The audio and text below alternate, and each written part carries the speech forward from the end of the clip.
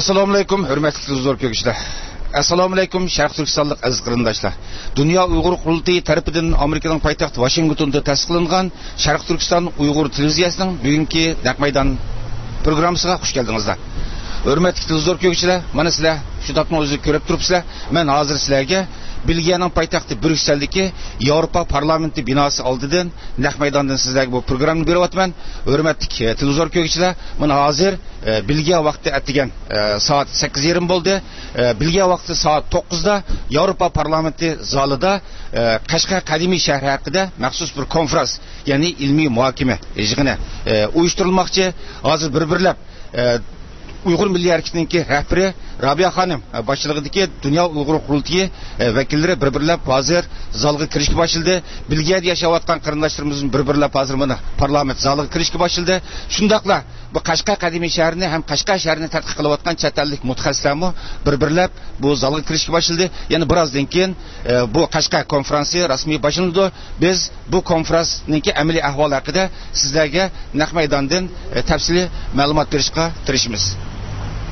Hürmetli televizor ko'ruvchilar, milliy rahbarimiz Rabia Xanım boshchiligidagi Dunyo Uyg'ur qurultiyi rahbarlik heyeti Fransiyadagi ziyoratini muvaffaqiyatli oyoqlashtirib, 1-oyning 24-kuni kechda Belgiyaga yetib kelgan.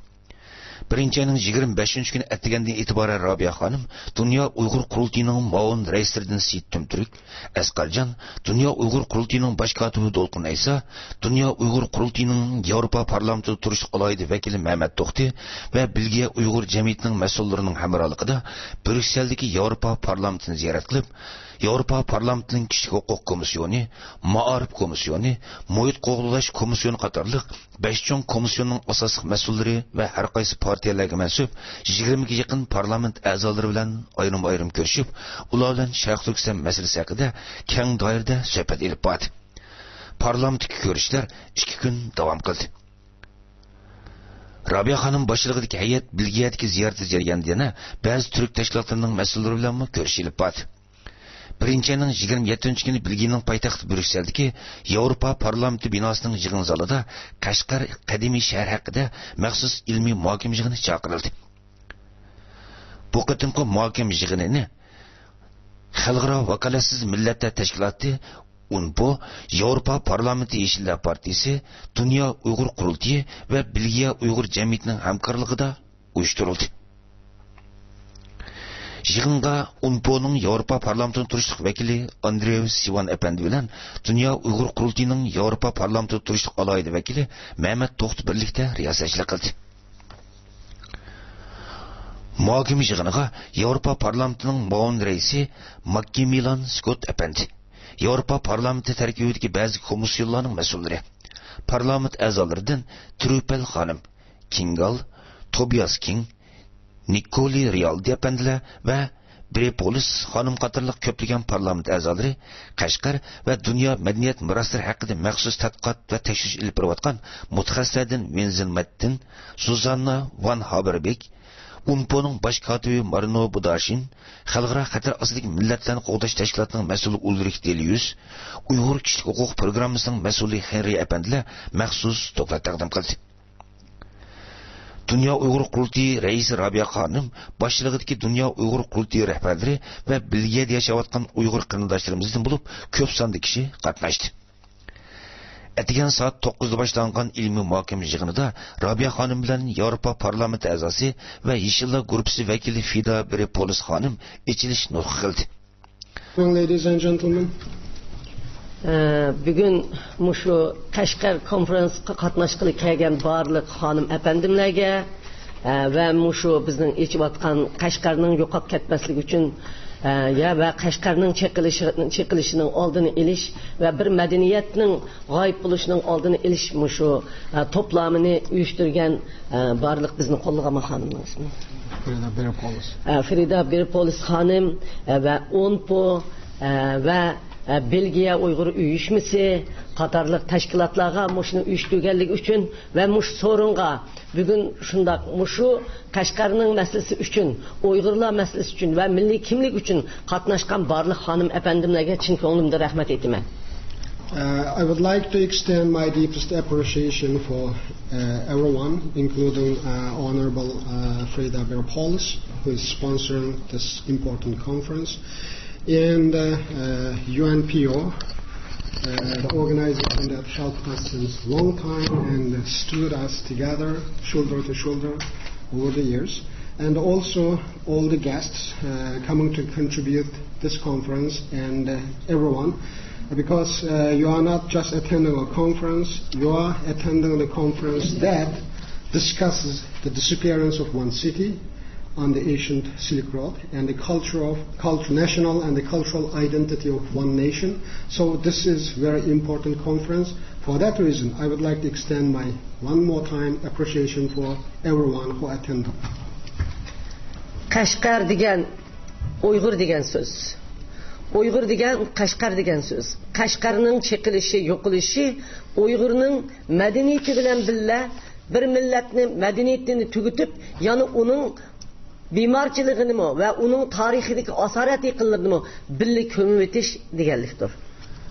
Biz shuncha qattiq madaniyat assimilyatsiyasi va shunday qattiq diktator ostida o'zimizning madaniyatimizni tugutib o'tadigan shunday zo'r zulmlarga xiris kelgan bo'lsakmi, lekin bizning madaniyat beshigimiz bo'lgan Qashqar, Jippak yo'lining madaniyat beshigi bo'lgan Qashqar bilan billa Uyg'urlar o'zining madaniyatini, o'zining an'anasini ana shu beshigida saqlab qolib kelgan. Qashqar Uyg'urlarning tarixdagi poytaxti. Dünya bizni Qashqariya deb Qashqar bilan billa tonigan. O'zinglar bilasizlar, hozir Xitoy hukumatı, Xitoy kommunistlari bizning tilimizdan, dinimizdan, urf-odatimizdan, axloqimizdan, tariximizdan ayirib Uyg'urlar bo'lsin, Tibetlar bo'lsin, Mo'ng'ullar bo'lsin, bizni milliy kimligimizni butunlay yo'q qilib, bizni tarix sahnasidan supurib etmoqchi. Bu yo'qotish Uyg'ur xalqi uchun, Tibet xalqi uchun yoki Mo'ng'ul xalqi uchun emas, butun dunyoning madaniyat g'azinasidagi yo'qotish bo'ladi deb qarayman.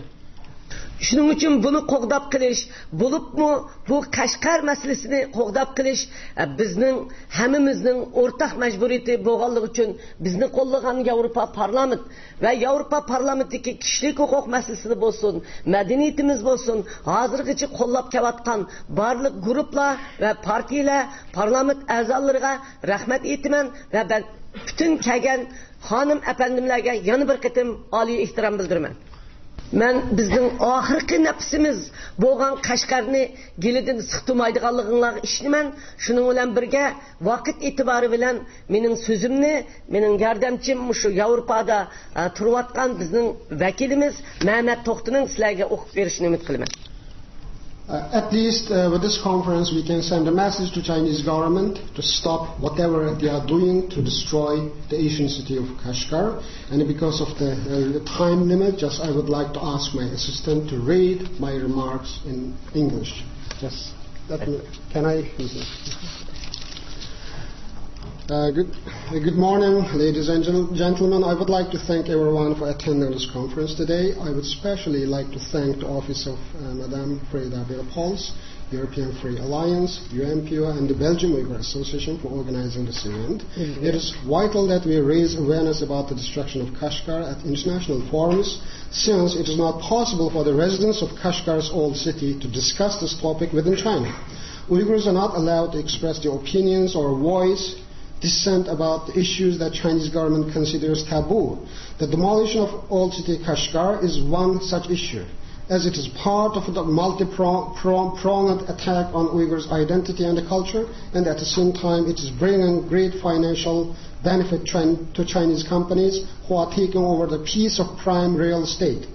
Prior to this destruction of the old city, Chinese officials did everything they could short to demolition to assimilate Uyghurs under state control, including transferring young Uyghur women and girls to Eastern China and removing Uyghur as a language of instruction in schools. Now they are destroying our homes and the neighbors as well. While Chinese officials have consistently portrayed the Kashgar demolition as an effort to protect old city residents in the event of earthquake or other disaster, and have said that all city residents were consulted about the project. Much evidence exists to the contrary. The government's own efforts to send in a propaganda team and a social stability team indicate high degree of dissent among all city residents. And the residents have also reported that they have received inadequate compensation for their old city homes. Since February 2009, Chinese authorities have been tearing down the traditional homes, bazaars, and places of worship, block by block in Kashgar's old city. This centuries-old stop on the Silk Road served as home to 220,000 Uyghurs before the bulldozers arrived. And these Uyghurs were not given a choice about whether or not they wanted to move.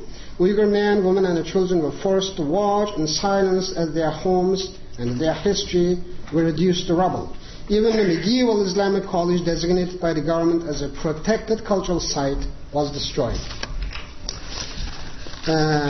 It has been very difficult for Uyghurs living in their new apartments to retain their traditional way of life, which is based in community. Muezzins cannot call Uyghurs to pray in the new apartment blocks. Many Uyghurs have also lost their only source of income after they have been forced to move out of old city.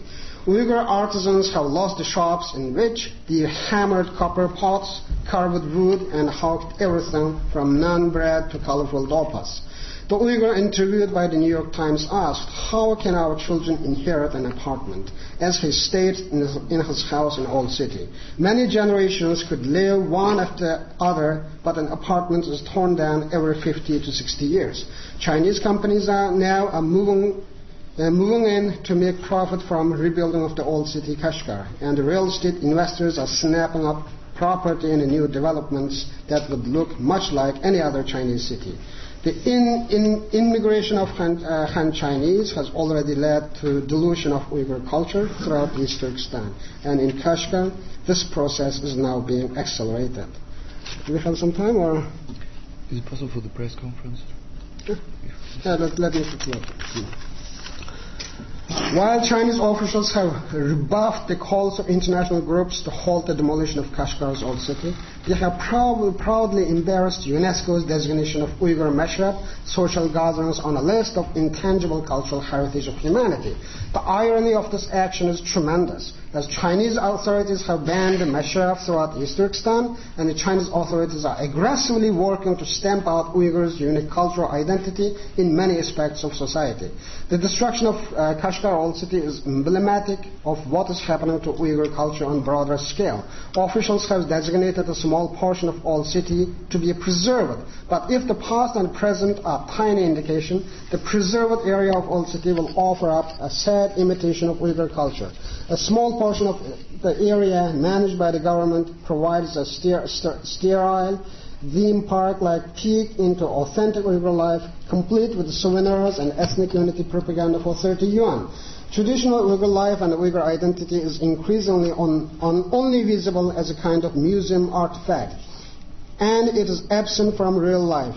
While our music and dancing is promoted abroad, it is being systematically eliminated within East Turkestan. We must call upon the Chinese government to halt its concerted campaign to wipe out Uyghur culture, both tangible and intangible, and allow it to flourish.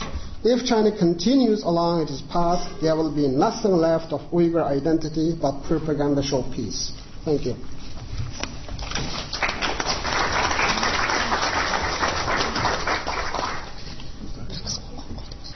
Arkadan Dünya Uyghur Qurultayının Avropa Parlamenti turishliq vakili Mehmet To'xti, Amerikadagi Uyghur kishilik huquq projektining xodimi Harry Zadevskiy, Amerikadagi Lauge fondi jamiyatining tadqiqotchisi Ma Shiyun, xalqaro xatar ostidagi millatlarni qo'g'dash tashkiloti Xitoy ishlari bo'limining mas'uli Ulrich Delius, xalqaro Tibet harakatining tadqiqotchisi Wenzin Mettin, dunyo asorat atiqlari mutaxassisi Zuzanna van Habervik qatorliqlar Qashqa va navbatda Xitoyning ziyonkashligiga uchrayotgan Qashqa qadimiy shahrining tarixiy Uyg'ur madaniyatiga o'rni va ahamiyati, shundaqla navbatda Xitoy hokimiyati tomonidan buzg'unchilik uchrash ahvoli haqida ayrim holda ilmiy doklad berib o'tdi. Give a couple of dimensions why Chinese government is targeting this city to place for demolition. Kashgar, if you search a little bit of history, you could be able to find Kashgar was the capital of Karahanlılar Kingdom in the 10th century. It was the capital city. The Chinese government converted the British embassy building into Chinabao Hotel and opened for tourists, but it is still in the memory of people. And it is the city hosted first ever soccer match between the Uyghur community and the Swedish missions and the foreign missions in the 1920s. And foreign missionaries, they won 2-1, and the Kashgar lost in that soccer match. So there are a lot of memories, and most importantly, any foreign visitors, whoever happened to visit Kashgar, the first impression was, this is not a China. This is a completely different place. That was the impression. And the reason for destruction is just to eradicate that impression and to give a sense that this is a China. That's the reason Chinese government is building a Chinese-style architecture and replacing all ancient history and the reflection of culture, accumulation of national identity, everything, and replace with Chinese characteristic buildings and replace with Chinese national identity. So this is a very important issue. Orqada mutaxassislar va Robiya xonim boshlig'idagi qurultay rahbarlari Yevropa parlament a'zolarining Qashqar qadimiy shahrining buzg'unchilikqa uchrash ahvoli haqida va Uyg'urlarning navbat kishilik huquq vaziyati to'g'risida so'rgan savollarga javob berdi. Ba'zi parlament a'zolari Qashqar qadimiy shahrini Birlashgan Davlatlar tarafidan alohida qo'dilgan asorat atiqalar tizimligiga kirgizish uchun jiddiy qadam bosish lozimligini, agar zarur topilsa o'zlarining dunyo Uyg'ur qurultiyiga bu jihatda yordam qilganliklarini bildirishdi. Yevropa parlamentining muavin boshlig'i yig'inda qilgan so'zda bunday deb ko'rsatdi. Men uzundan buyon Xitoyning kishilik huquq vaziyatiga yaqindan diqqat qilyapman. Bugun Robiya xonim bilan ko'rishganligim uchun nihoyat xursandman.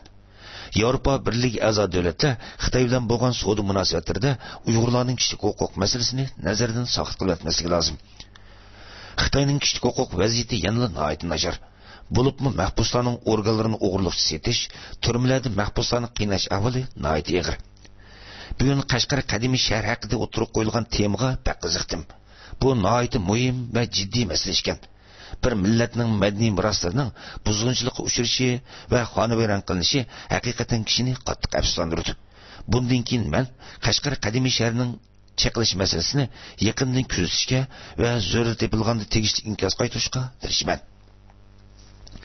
Hurmatli zo'r ko'rishlar, bilga vaqti atigan soat 9 da boshlangan bu qitimki ilmiy muhokama yig'ini jami 3 soatni ortiq davom qildi. Mutaxassislarning Qashqa va Qashqar qadimiy shahar haqida bergan ilmiy dokladlari yig'in qatnashchilarining alohida diqqatini jalb qildi. Yig'in jarayonida Yevropa parlamentining muavin raisini o'z ichiga olgan ko'plagan parlament a'zolari alohida yig'in zaliga kirib, mutaxassislarning dokladlarini astoydillik bilan tashidi.